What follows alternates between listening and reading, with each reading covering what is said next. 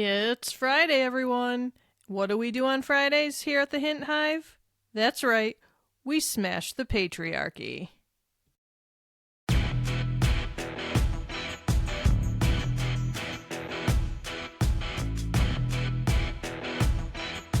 Hello, my fellow queens. Welcome back to the Hint Hive, Amplifying Women's Voices. I'm your host, Kelly Hint, your resident psychotherapist, feminist life coach, and of course, your queen bee. Today's episode, we are absolutely going there. We are talking about something that too many women only learn about when it's already too late. The impact of divorce laws on women's financial futures. And listen, I know this topic might feel heavy, it might feel uncomfortable. Some of you might even be thinking, Kelly, I'm happily partnered. This doesn't apply to me. But I need you to hear me when I say this. This conversation is not about expecting your relationship to fail. It is about refusing to let yourself be financially vulnerable in any scenario. Because love might be emotional, but divorce is legal, strategic, and deeply financial, and the system is not neutral. This is about power. This is about protection. This is about making sure that you are never in a position where you have to choose between your safety and your survival. So, take a breath, get grounded, and let's break this all the way down. Let's start with the truth. The kind of truth that doesn't always get talked about loudly enough. The reality check that divorce still hits women harder. Now, before I get the hate mail coming in, I understand that divorce sucks equally for all genders. I get it. Here's your reminder. This podcast is for women, so I'm speaking directly to women, not to the guys, okay? All right. So, research consistently shows that women experience a significant drop in income after divorce. Sometimes as much as 20 to 40%, while men's financial situations often remain stable or even improve. Let that sink in for a second. This is not because women are less capable. It's not because women are bad with money. It's because we are operating within systems that were not designed with women's lived realities in mind. Because we are still living in a society where women are more likely to take on unpaid caregiving roles. I'm living that dream myself right now. We are still living in a society where women are more likely to step back from careers for children or partners.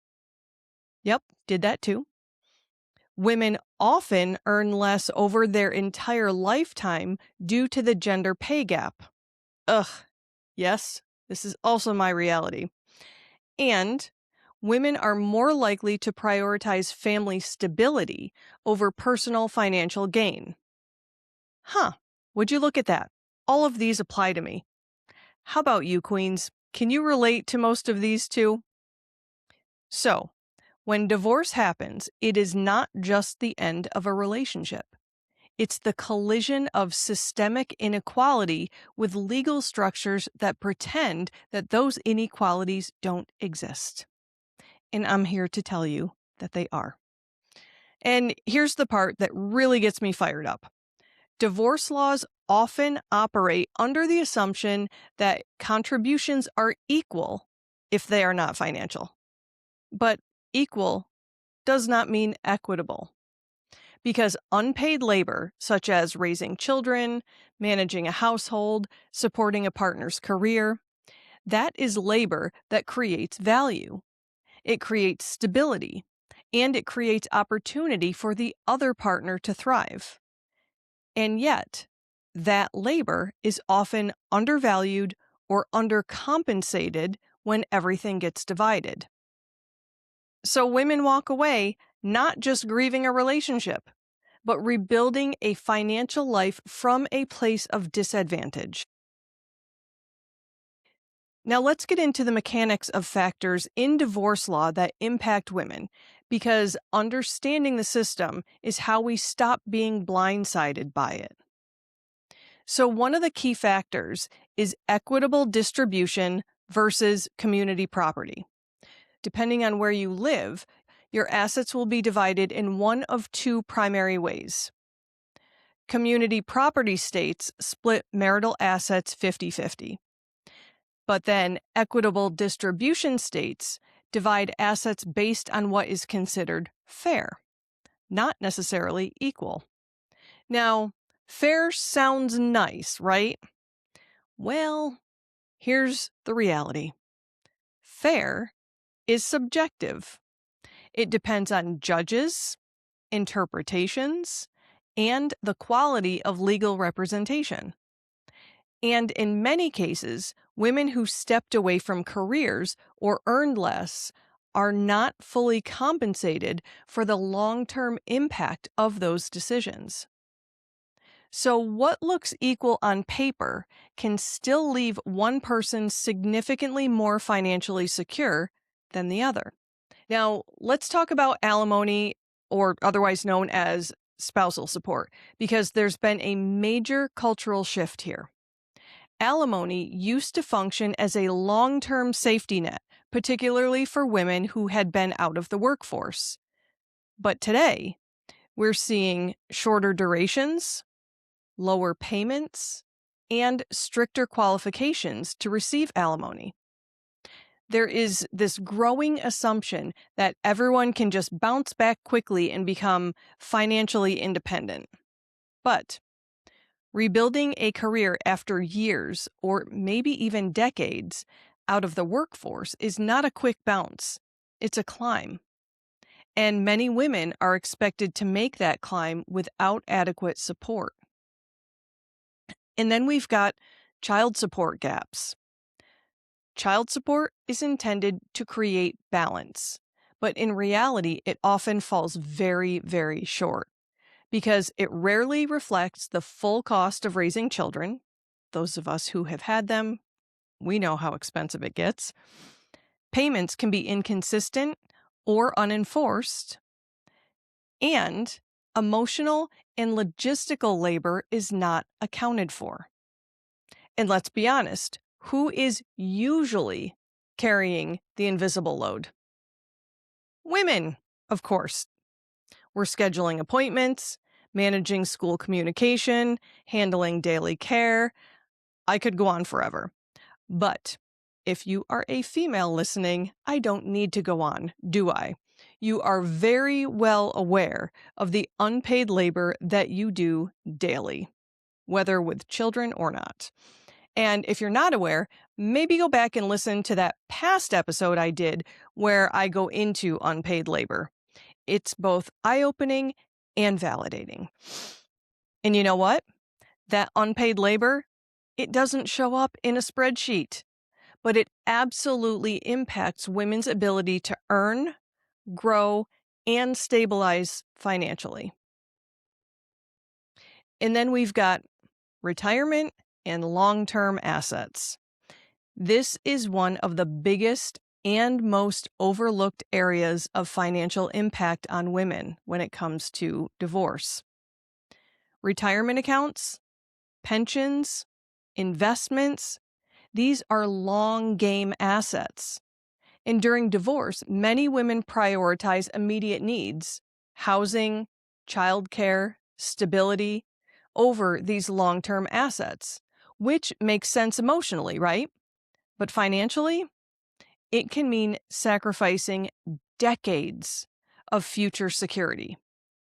And if you don't fully understand what you're entitled to or how to divide these assets properly, you could walk away with far less than what you deserve. Let me tell you, each and every time I compare my retirement and my Social Security accounts with my husband's, I become enraged. And I've often spent time wondering how many women stay with their husbands later on in life because they don't have better retirement options. I didn't get to earn as much because I had gaps in employment because I was raising kids. And so that affects me. I won't go into the gender pay gap again. All right. So let's zoom out for a second because this is bigger than individual relationships. Let's talk about the feminist lens because this is not just personal, it is political. This is about conditioning. Women are often socialized to prioritize love over leverage, to avoid uncomfortable conversations about money, to trust that things will just work out, and to be agreeable, accommodating, and self-sacrificing. And those traits, they are rewarded in relationships, but punished in legal systems. Because the legal system does not reward emotional labor. It rewards documentation, negotiation, and strategy. The legal system does not care that you were busy raising babies without getting paid, while nothing was being contributed to your retirement or Social Security. The legal system does not care about the nuances and impact of being a woman. So, when I say this is feminist work, I mean it. Financial literacy is feminist work. Understanding the legal system is feminist work. Advocating for yourself is feminist work. Because every time a woman becomes informed, she becomes harder to exploit. And that, my friends, is powerful. All right, queens, this is where we shift from awareness into action. Because information without action is just potential.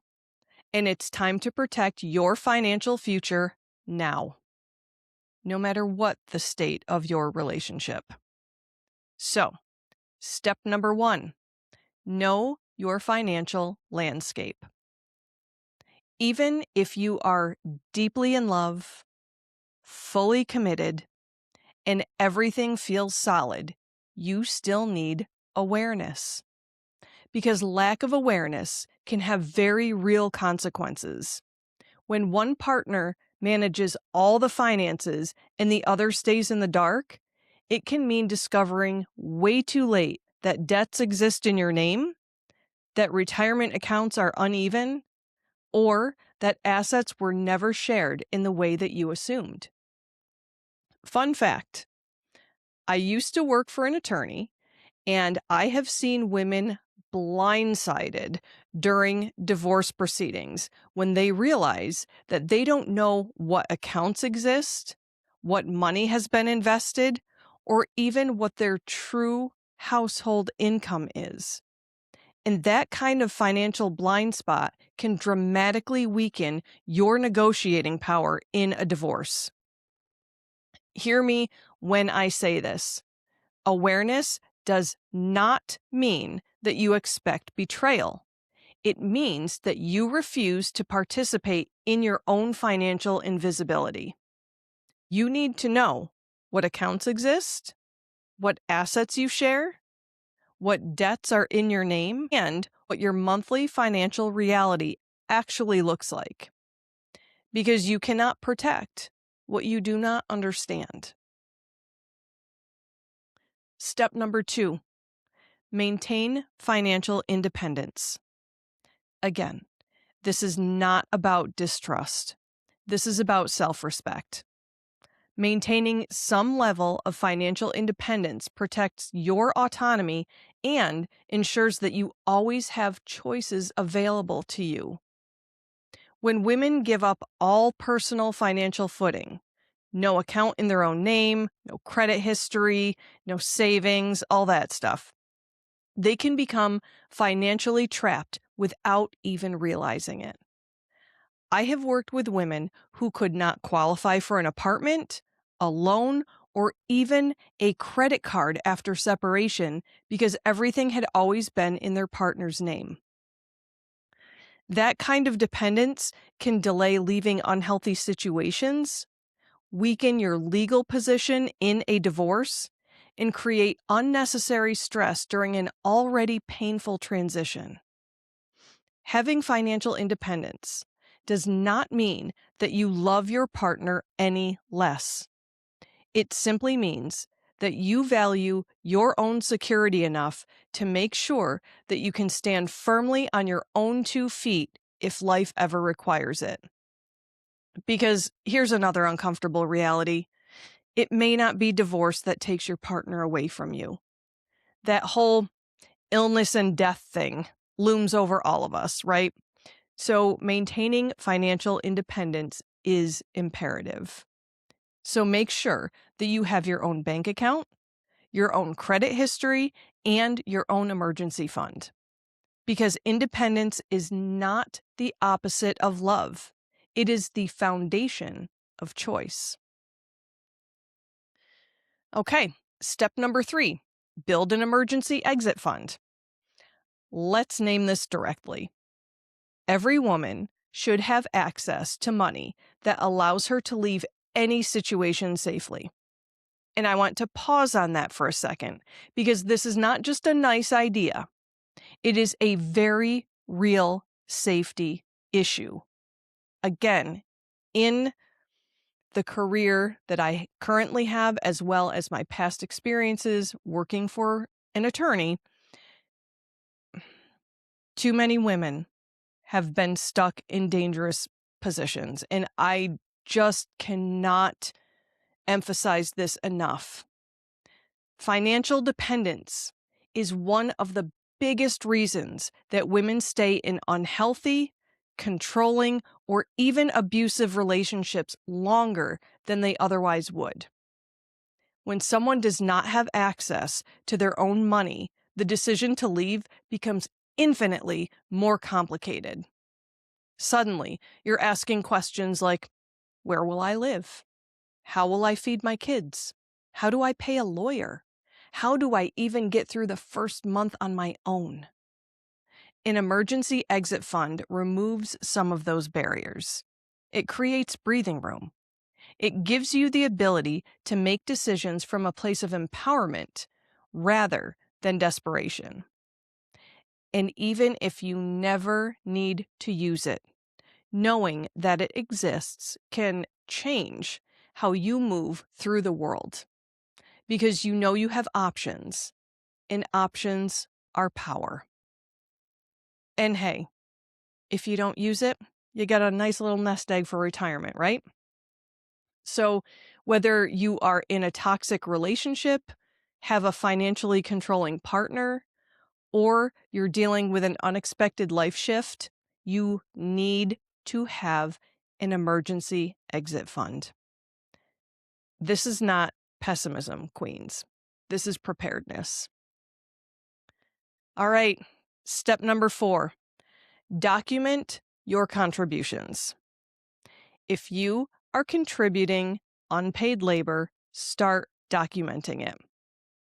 I know that might feel strange at first, because so much of what women do inside families is treated as just part of life, just our duty, right? That's women's work.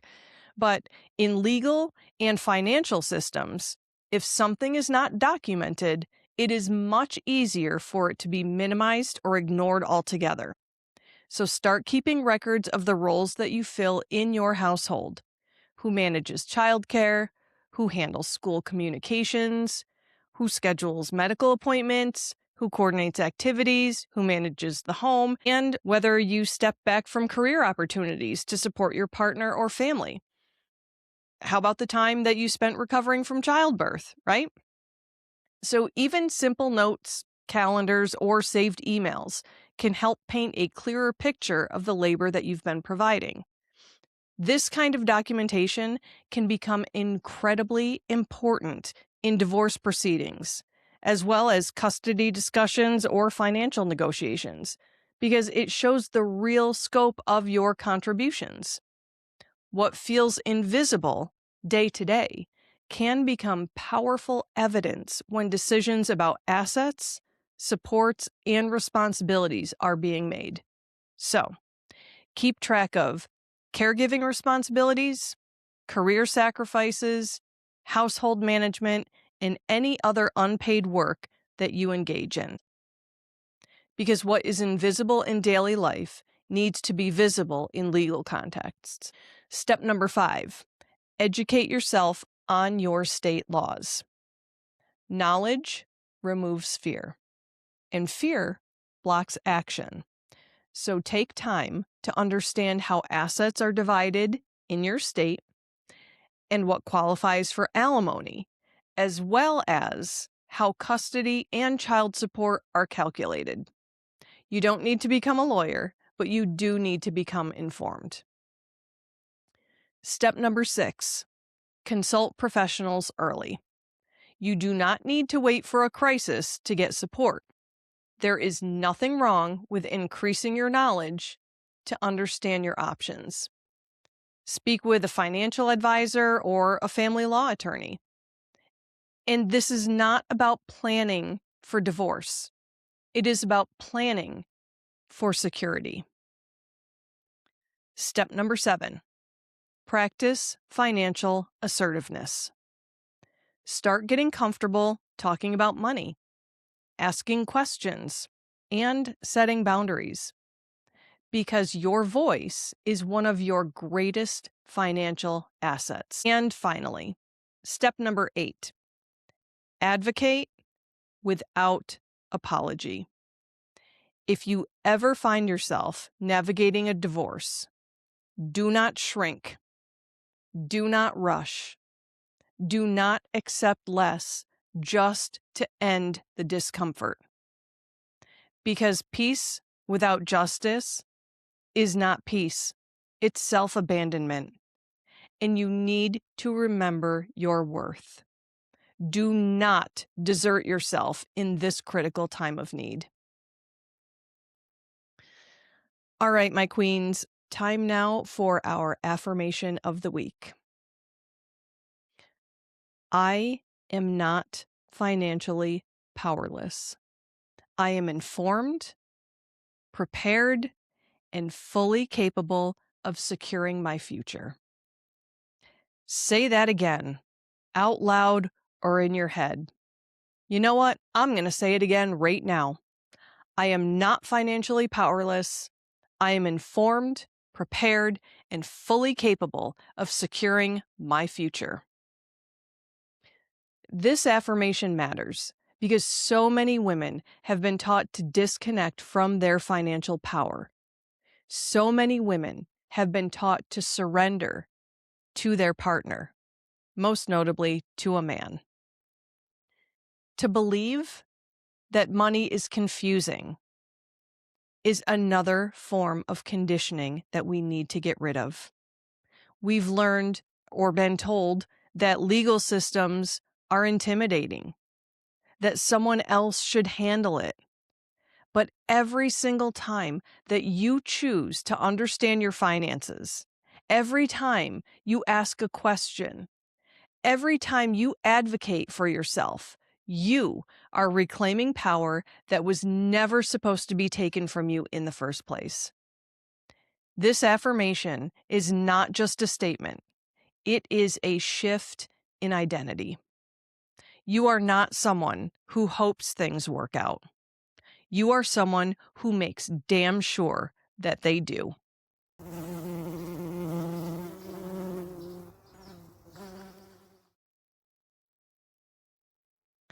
All right, friends, let's ground in this.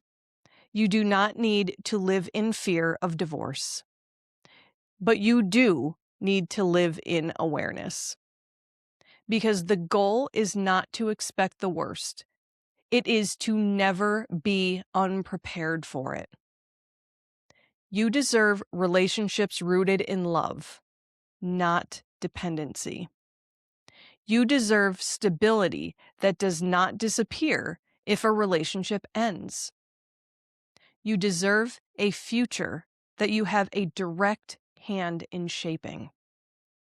And most importantly, you deserve to feel safe in your own life regardless of your relationship status. That, my friends, is what empowerment looks like. That is what financial sovereignty looks like. As always, if this episode activated something in you, and I hope it did, I want you to take at least one powerful action today. Check your accounts, start or add to your emergency fund, have a conversation about finances, or schedule a consultation with a professional. Pick one. Start there. And if you're struggling with this, if you feel stuck, or if you need some clarity, please reach out to me. That's what I'm here for. We can do this work together.